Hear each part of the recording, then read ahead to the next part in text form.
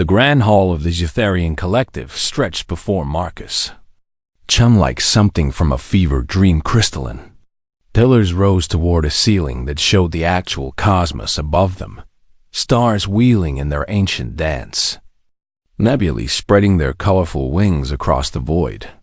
Galaxies spinning in the eternal darkness. Marcus stood among the delegates and felt very small. He was human. And humans were the newest addition to this gathering of ancient civilizations. Around him moved beings that his ancestors could never have imagined. The Krillian delegate skittered past on 6 chitinous legs, his mandibles clicking in conversation with a floating ethereal whose body seemed to be made of living Lyda. Varaxian towered near the refreshment station, his scaled hide catching the ambient glow from the cosmic ceiling.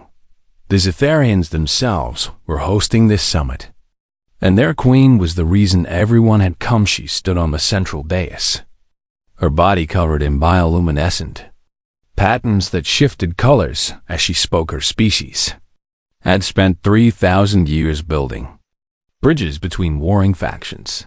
Tonight was supposed to be the culmination of that work, the signing of the accord that would unite 100 worlds in peace and trade. Marcus checked his formal suit for the 20th time and wished he felt more confident. 30 years ago, humanity had detected the first alien signal. 28 years ago, the Zetharians had responded to Earth's hesitant reply. Now Marcus was here, representing his entire species at the most important diplomatic event in galactic history. No pressure. He thought the translation device in his ear hummed softly as it converted the Queen's melodious voice into English. She was welcoming everyone, speaking of unity and shared futures, of setting aside old grievances and building something new together. Marcus had memorized every word of his own prepared speech. He would speak for humanity after the feast, introducing Earth to this gathering of worlds. His people had prepared carefully for this moment. They had consulted with xenobiologists, cultural experts, linguistic specialists. They had even contributed to the feasta, display of Earth foods meant to share human culture. With these alien dignitaries, Marcus felt proud of that display. Set on a table near the Queen's dais, Earth foods arranged beautifully under soft, lighting chocolate truffles, various cheeses, fresh fruits, pastries dusted with cinnamon, small cups of coffee. His assistant Sarah had worked for weeks to create this presentation. It was meant to show Earth's diversity and creativity, to prove that humans belonged in this sophisticated gathering. Queen finished her opening speech and gestured toward the feast tables. Delegates began to move, sampling foods from dozens of worlds. Marcus watched a Krillian try something that looked like glowing moss and seam. Delighted, Varaxian carefully tasted a dish that appeared to be still moving on the plate. The cultural exchange was happening through food, through the simple act of sharing what each species considered nourishment or pleasure. Marcus felt his nervousness ease slightly. Maybe humanity could do this. Maybe they could find their place among these ancient peoples. Maybe his blood turned cold. The Queen was moving toward the human display. Her retinue followed at a respectful distance, guards in ceremonial armor flanking her. She seemed genuinely interested in Earth's contribution. Her bioluminescent patterns had shifted to a curious amber color that Marcus's cultural briefing identified as intellectual engagement. She reached out toward the chocolate truffles, her hand long-fingered and elegant, with skin that seemed to shimmer with internal light extended toward the bowl. Marcus's mind raced. He had spent the last 3 weeks doing something that his superiors had called excessive and unnecessary. While others prepared speeches and reviewed diplomatic protocols, Marcus had buried himself in xenobiology databases. He had studied the physiology of every species that would attend the summit. He had cross-referenced human foods with alien metabolisms, had run simulations and consulted with medical experts. His team had thought he was wasting time, They won't eat our food anyway. Sarah had said, "Focus on the speech." His supervisor had advised, but Marcus had kept studying because it seemed important because humans were from Earth. And Earth was what the xenobiologists called a death world, high gravity that would crush some species, weather, extremes that range from flesh-freezing cold to blistering heat, an atmosphere rich in oxygen, a highly reactive, corrosive gas that many species found toxic plant life to produce thousands of chemical compounds to defend against predators, animals that had evolved to be fierce, fast, and dangerous microorganisms that could kill in hours. Humans had evolved in this chemical warfare laboratory of a planet. Their bodies process things that would poison other species. Can a pesticide that humans drank for pleasure, a capsaicin, a deterrent so powerful it was used in weapons. Yet humans put it on their food for flavor. Alcohol, a literal poison that humans consumed socially. In chocolate, beautiful, beloved chocolate, the food of love and comfort on Earth, containing theobromine, a compound that humans metabolized with ease, a compound that would kill a Zitharian. Marcus had found that information buried in a medical journal from the collective's databases. Zitharians had a liver analog organ that processed toxins slowly, very slowly, about 1/10 the speed of human livers. A single chocolate truffle could cause cardiac arrhythmia. Multiple truffles could trigger seizures. Enough chocolate could kill the queen, and she was reaching for it right now. Fingers were centimeters from the bowl. Marcus saw the moment as if time had slowed. The queen's expression of pleasant curiosity, her guards relaxed and ceremonial, the other delegates scattered throughout the hall, sampling foods and conversing. Sarah, standing near the human display, smiling with pride. No one else knew. No one else had studied the biology. No one else understood what was about to happen. Marcus had perhaps 2 seconds to make a decision. Could stay silent. The queen would eat the chocolate. She would fall ill, maybe die. There would be chaos, investigation, accusations. Humanity would be blameless. How could they have known? In the resulting confusion, Earth might even gain advantages. Political power flowed to those who knew how to use tragedy, or, he could speak, risk offending the most powerful being in the known galaxy, risk making humanity look foolish, paranoid, or worse, risk his career, his reputation. Earth standing in the collective, the queen's fingers touched the edge of the bowl. Marcus opened his mouth and shouted, "Don't touch that food." The words left Marcus's throat like a physical force. Every conversation in the grand hall stopped, as if someone had cut the power to the universe itself. The queen's hand froze centimeters from the chocolate truffles. Her bioluminescent patterns flickered with what Marcus desperately hoped was surprise rather than anger around the hall. Dozens of alien heads and head equivalents turned toward him. The silence was so complete that Marcus could hear his own heartbeat thundering in his ears. The Zitharian guards moved first. Their ceremonial stance shifted in an instant to something predatory and focused. Weapons that Marcus hadn't even realized they carried hummed to life with a sound like angry wasps' energy. Fields crackled around their bodies. They positioned themselves between the queen and Marcus. Their movements synchronized and deadly. Marcus forced himself to stand still, even though every instinct screamed at him to run. The head of the Krillian delegation stepped forward, his 6 legs carrying him with disturbing speed. His mandibles clicked together in a pattern that Marcus's translator rendered as severe disapproval. "Human," the Krillian said, his voice harsh and grating. "You have committed a grave offense. You dare to shout at our host?" This from a Varaxian, whose scales had flushed to an angry red, explained this disrespect immediately. Marcus could see Sarah's face across the hall. She looked horrified, confused, betrayed. She had worked so hard on the food display, and now Marcus was ruining everything. His supervisor would be watching the live feed back on Earth. His family would see this. The Entire human race would witness their representative shouting at an alien queen like a madman.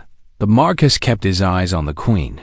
She had lowered her hand from the chocolate bowl, but hadn't moved otherwise. Bioluminescence cycled through colors too quickly for Marcus to interpret, amber to violet to deep blue to sharp green. Her guards waited for her command, one word from her, and Marcus knew he would be removed from the hall, possibly from existence. The queen raised one hand in a gesture that Marcus recognized from his cultural studies. Silence. The murmuring delegates fell quiet immediately. Even the Krillian stepped back, though his mandibles continued to click with agitation. The queen's multi-tonal voice carried across the hall with perfect clarity. "Ambassador Chun," she said, and Marcus noticed she used his name, which meant she had been paying attention to the human delegation specifically. "You will explain yourself."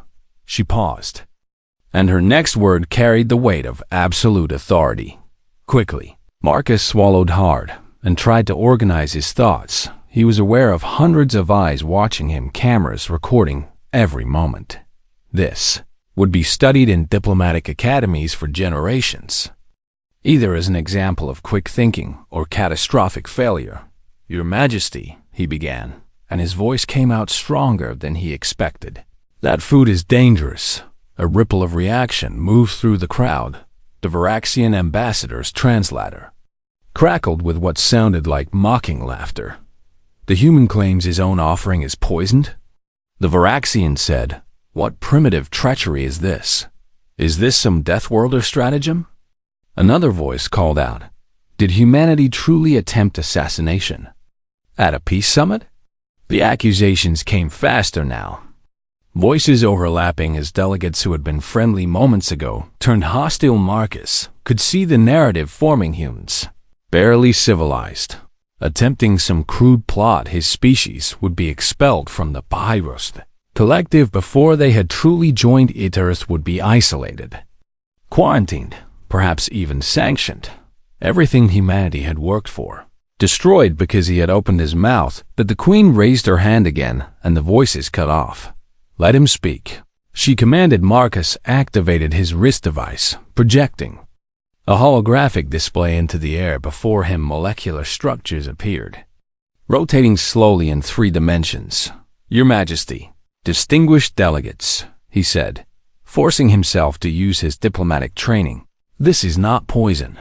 He gestured to the chocolate display. "On Earth, this is called chocolate. It's one of our most beloved foods. Humans consume it regularly for pleasure, for comfort, as a gift between friends and lovers. It's deeply woven into our culture." The Krillian made a clicking sound that the translator interpreted as impatience. "Then why warn the queen against it?" Marcus highlighted a specific molecule in his holographic display. "Because chocolate contains a compound called theobromine." The name meant nothing to most of the delegates. He could see that in their expressions. "Theobromine is a methylxanthine alkaloid," Marcus continued. "Humans evolved on a world rich in such compounds. Our bodies, specifically our livers, are extremely efficient at metabolizing them. We break down theobromine quickly and safely." He pulled up another display, this one showing comparative biological data. "But I have spent the past 3 weeks studying the xenobiology reports of every species attending this summit." There was a shift in the room's atmosphere. Delegates who had been angry now looked curious, or perhaps confused. Why would a human diplomat spend time studying their biology? Marcus felt the moment like a physical thing. This was where he would either save his career or destroy it completely. "Theobromine is toxic to species with slow methylxanthine metabolism." He said. His hands were shaking slightly as he highlighted specific data points. "Your Majesty, the Zitharian liver analog processes toxins at approximately 1/10 the speed of human livers." He pulled up medical data, charts showing metabolic pathways and breakdown rates. A single one of those chocolate truffles contains enough theobromine to cause severe cardiac arrhythmia in a Zitharian. Multiple truffles could trigger seizures. Organ failure. He met the Queen's eyes directly, knowing that this moment would determine everything. Your Majesty, if you had eaten that chocolate, you would have become very ill. You might have died. The silence that followed was different from before, not shocked or angry, stunned. The chief medical officer of the Zetharium, guard, a smaller female with bioluminescence that Marcus's database said indicated advanced age and expertise, stepped forward quickly. She produced a medical scanning device and passed it over the chocolate display. The device emitted sounds that Marcus's translator couldn't interpret. But the medical officer's face told the story. Her bioluminescence drained to a sickly pale blue. "He speaks truth," she said, her voice barely above a whisper. "The compound concentration," she paused, recalibrating her scanner as if she couldn't believe the readings. "Your Majesty, even a small amount would have been catastrophic. The human is correct." The Queen stared at the chocolate truffles as if they were venomous serpents. The medical officer looked at Marcus with something that might have been respect. "You studied our physiology?" she asked. "All of our physiologies?" Marcus nodded. Every species attending the summit. It seemed important. We're newcomers to the collective. The least we could do was make sure we wouldn't accidentally harm anyone. The Varaxian ambassador, who had mocked him earlier, spoke again. But his tone had completely changed. "You brought food that you cannot safely share with us? Why include it at all?" Marcus looked at the chocolate display and felt a wave of sadness wash over him. The truffles sat there looking beautiful and innocent, handmade by human chocolatiers who had worked for days to create something perfect. They had no idea their creations were potential murder weapons. "We didn't know," Marcus said quietly. "We wanted to share something meaningful from our culture, something that brings us joy and comfort." He gestured around the hall at the other food displays. "Every species here brought foods that are important to them. We did the same. We never imagined." He stopped himself and looked down at his hand. Sarah had chosen chocolate specifically because it represented so much of human culture. Mayans and Aztecs had considered it sacred. Europeans had fought wars over access to cacao. Humans gave chocolate as expressions of love.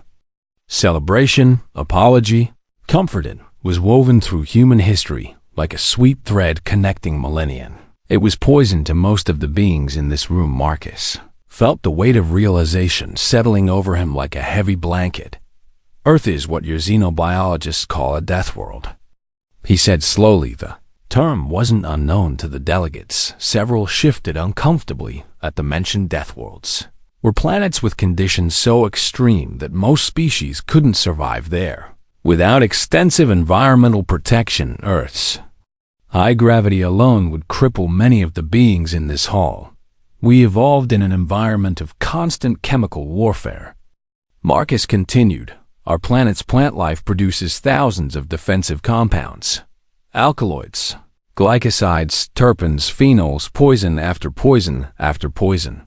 Our animals evolved to resist these compounds, or to use them. And humans. He paused, understanding washing over him like cold water. Humans evolved to not just resist these toxins, but to seek them out. He pulled up chemical structures on his holographic display. Caffeine, a pesticide that plants produce to kill insects. Humans drink it every morning. We put it in beverages and consume it for pleasure. Capsaicin, a compound so irritating that we use it in defensive sprays. Humans put it on our food because we enjoy the sensation. Alcohol, ethanol, a literal poison that damages cellular structures. Humans have been deliberately producing and consuming it for 10,000 years. The delegates were listening now with rapt attention. Some looked disturbed, others fascinated. The Krillian's mandibles had stopped clicking. Our livers, Marcus continued, are extraordinarily efficient at processing toxins. They have to be. An Earth human is constantly filtering out compounds that would hospitalize or kill most of you. We do it without thinking about it. Every moment of every day. He looked back at the chocolate. theobromine, caffeine, alcohol. These are mild recreational drugs to us. We consume them socially. We give them to our children in reduced doses. They're so normal to us that we never think about how dangerous they might be to you. The Queen had been silent throughout this explanation, her bioluminescence cycling through colors that Marcus still couldn't fully interpret. Now she spoke, her voice thoughtful. Ambassador Chen, you said you studied our biology. When did you discover this incompatibility? Marcus checked his wrist device. 17 days ago. Your Majesty, I was cross-referencing human foods with Zetharian metabolic pathways. When I found the theobromine issue, I expanded my research to all attending species. The medical officer interjected, her pale blue color slowly returning to normal. That information is buried in specialized medical databases. It would take considerable effort to locate and understand. Why did you search for it at all? Marcus shrugged. Feeling awkward under the intense scrutiny, it seemed like the responsible thing to do. You invited us to share a meal. I wanted to make sure our contribution wouldn't hurt anyone. The Krillian delegate stepped forward again, but his aggressive posture had changed to something more contemplative. Most species who join the collective, he said slowly, arrive with detailed weapon specifications. They provide intelligence on their military capabilities. They negotiate from positions of strength. They threaten, explicitly or implicitly. He gestured at Marcus with one of his implicitly or implicitly. He gestured at Marcus with one of his chitinous legs. Humanity arrives with medical research on our weaknesses. Research conducted not to exploit those weaknesses, but to protect us from them. The Krillian's mandibles clicked in what Marcus's translator suggested might be approval. This is unusual. A murmur of agreement rippled through the assembled delegates. The Varaxian, who had accused Marcus earlier, spoke up. His scales now a thoughtful purple. The human could have remained silent. The Queen would have consumed the poison. There would have been chaos, investigation, perhaps conflict between factions. In such chaos, a clever species could gain significant advantage. The Varaxian fixed Marcus with eyes that reflected the cosmic ceiling above. Why warn her? Marcus stared at the Varaxian as if the question made no sense, because she would have been hurt. He said simply, possibly killed. How is that even a question? The Queen made a sound that Marcus's translator interpreted as thoughtful humming. She descended from her dais, moving with fluid grace. Her guards tensed but didn't interfere as she approached Marcus directly. She stopped at a respectful distance, close enough to speak privately, far enough to avoid any suggestion of threat. Her bioluminescence had settled into a steady, warm gold color. Ambassador Chen, she said, and her voice was soft enough that only Marcus and those immediately nearby could hear. I have presided over the collective for 3,000 of your years. Marcus tried not to react to that. 3,000 years. This being had been leading interstellar civilization since before humans had invented writing. In that time, the Queen continued, I have welcomed hundreds of species into our alliance. I have seen empires rise and fall. I have watched species overcome deep hatreds and ancient grievances. I have mediated wars and prevented genocides. She gestured around the hall. Every species that joins us does so for gain. Resources, protection, trade, knowledge, always something they want. This is not wrong. It is simply the nature of civilization. Her golden glow intensified slightly. But tonight, in my own hall, at a celebration of peace, I nearly died. The words hung in the air like a pronouncement, not from an assassin's weapon or a political plot. She continued, but from a simple failure of imagination. We all assumed, that food offered in friendship would be safe to consume. She looked at the chocolate display. Your own medical teams did not identify this danger. Our security protocols never considered it. Why would they? Who poisons their own offering at a peace summit? She turned back to Marcus. You could have let me eat that chocolate. Humanity would have been completely blameless. How could you know our biology? How could you predict this tragedy? My death could have created exactly the chaos that the Varaxian described. A power vacuum in the collective.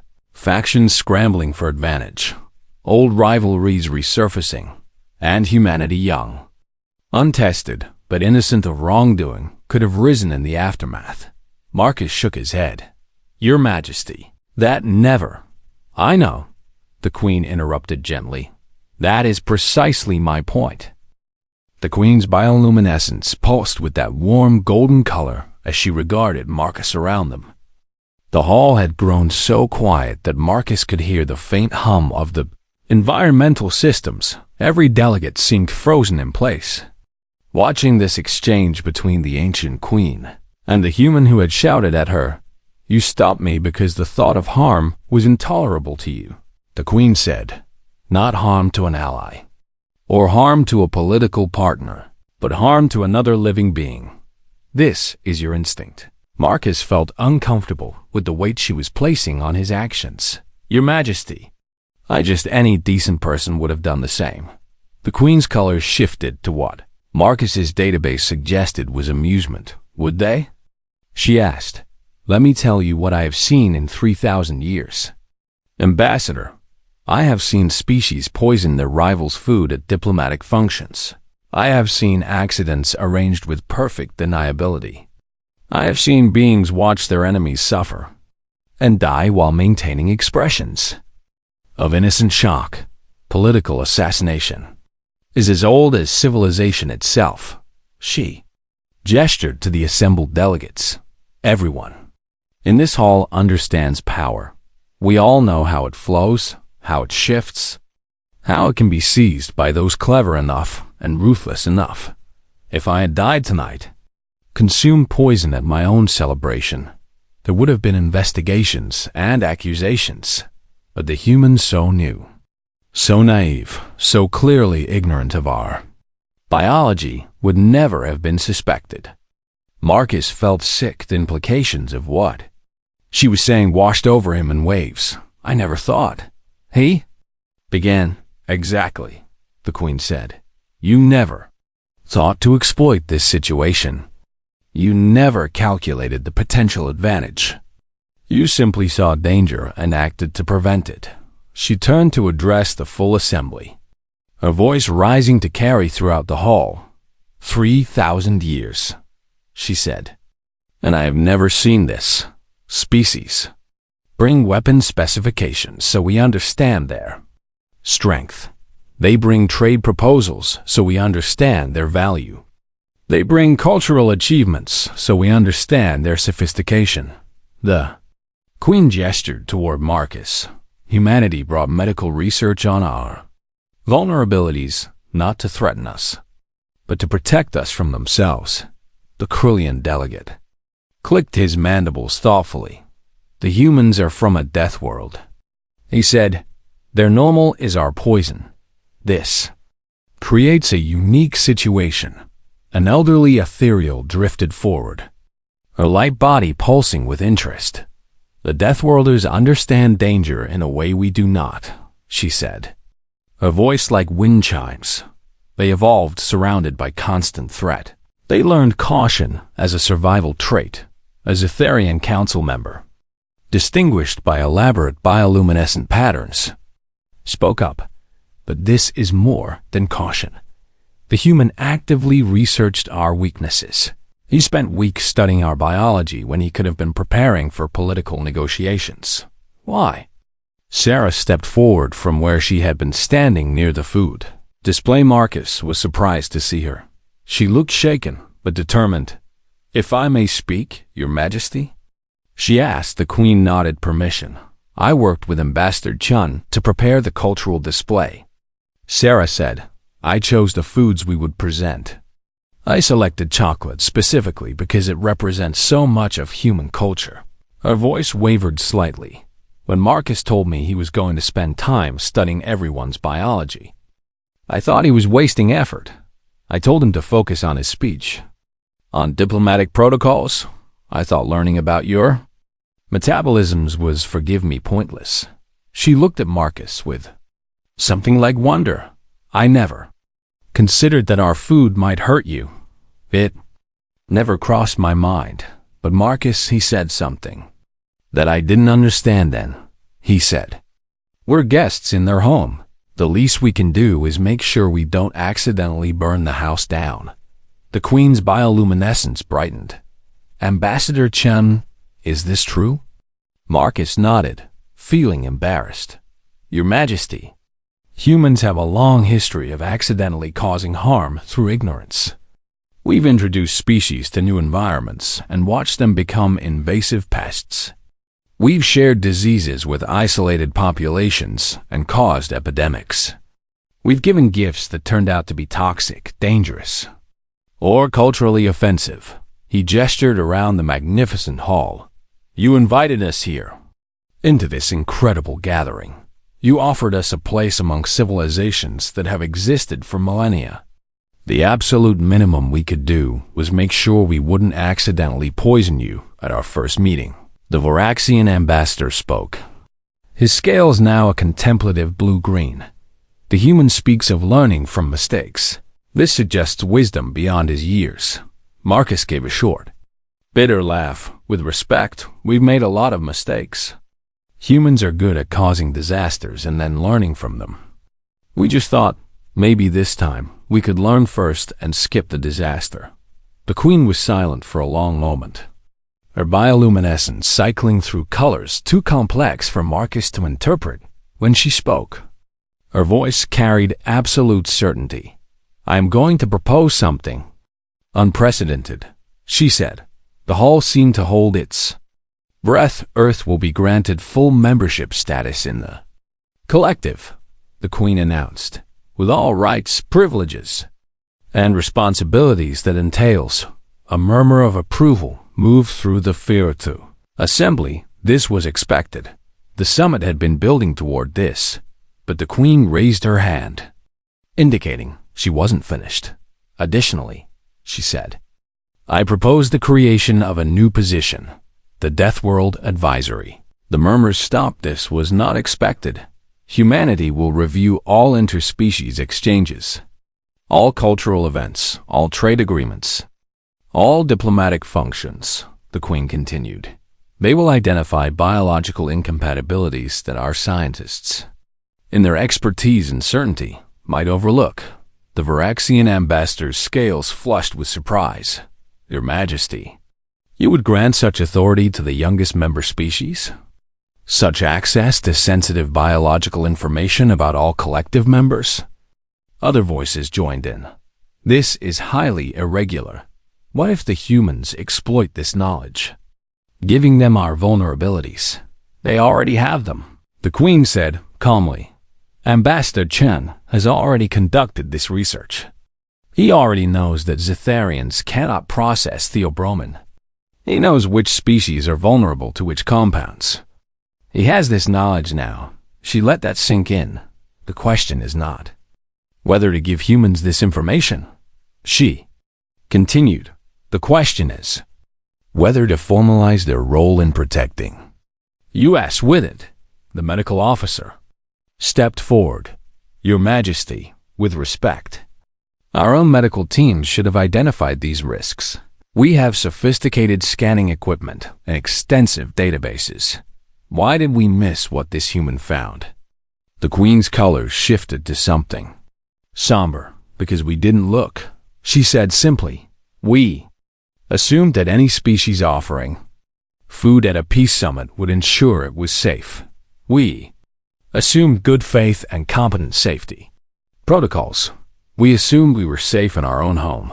She looked at Marcus. The humans assumed nothing. They checked, verified, researched, not because they trusted us less, but because they understood the consequences of being wrong. The Krillian delegate clicked his mandibles in what Marcus was learning to recognize as agreement. The Deathworlders live with danger constantly, he said. They evolved to be cautious. We evolved in safer environments and forgot to be afraid. Perhaps, the elderly ethereal added, we need someone who remembers. The queen moved to the center of the hall where all could see her clearly. Her bioluminescence intensified to a brilliant gold that lit the surrounding space. Let me be clear about what I am proposing, she said. I am not suggesting that humans police the collective or hold authority over other species. I am proposing that we formally acknowledge a reality that beings from harsh worlds understand dangers that we do not. She gestured toward Marcus. Tonight, this human saved my life. He did so not for political gain, not for leverage, not even for recognition. He did it because allowing harm when he could prevent it was unthinkable to him. The queen's voice grew stronger. I propose that humanity serve as our shield against the dangers we cannot see, the biological incompatibilities, the chemical threats, the physical hazards that exist in the gaps between our different evolutionary paths. They will not command us or restrict us. They will simply help us see the dangers that our own comfort has made invisible. A council member from a species Marcus didn't recognize spoke up. What assurance do we have that humans won't abuse this position? The queen turned to Marcus, Ambassador Chun. Please show everyone what you found in your research. Marcus hesitated, then activated his wrist device again. The holographic display expanded, showing a complex web of data. These are the biological incompatibilities I discovered, he said. Species names appeared alongside lists of compounds and potential reactions. Varaxians are highly sensitive to ethanol, what humans call alcohol. A small amount would cause severe neurological damage. Marcus highlighted another section. Krillians have an unusual reaction to lactose. It doesn't poison them, but it would cause extreme digestive distress. The ethereals, he paused, looking at the elderly light being who had spoken earlier. Your energy-based physiology is disrupted by certain electromagnetic frequencies that humans use in common communication devices. He continued through the list. Species after species, vulnerability after vulnerability, every dangerous interaction he had found in weeks of research. When he finished, the hall was silent. Marcus had just revealed strategic information about dozens of species. Information that could theoretically be weaponized. Ambassador Chun, the Varaxian said slowly, you could have kept this information classified. You could have used it for leverage or trade. Why display it openly? Marcus looked confused by the question. Because all of you need to know this, he said. The Varaxian delegation was about to sample human whiskey at the beverage station. If I hadn't spoken, someone might have offered it to you as a gesture of friendship. You would have been severely injured. He pointed to another section of the data. The Krillian Cultural Exchange next month includes a tour of human dairy farms. If you consumed traditional Earth cheese as part of that tour, the Krillian delegates' mandibles clicked rapidly. I would have been incapacitated. He finished, potentially for days. You're protecting us from humans, the queen said. From your own people, Marcus nodded. From our ignorance. Yes, most humans have no idea that our food is toxic to aliens. They would offer you chocolate, or coffee or cheese out of genuine hospitality. They would be horrified when you became ill. Someone needs to prevent those accidents before they happen. Sarah spoke up again. I chose chocolate specifically to show friendship, she said. I had no idea I was preparing poison. Every human contribution to this feast, she gestured at the display table. The coffee, the cheese, the cinnamon pastries, all of them could harm someone here. We brought these things with love and pride, completely ignorant of the danger. The queen's bioluminescence pulsed with what Marcus's database suggested was deep emotion. This is why I trust humanity with this responsibility, she said. Because you understand that good intentions are not enough. Because you recognize your own capacity for accidental harm.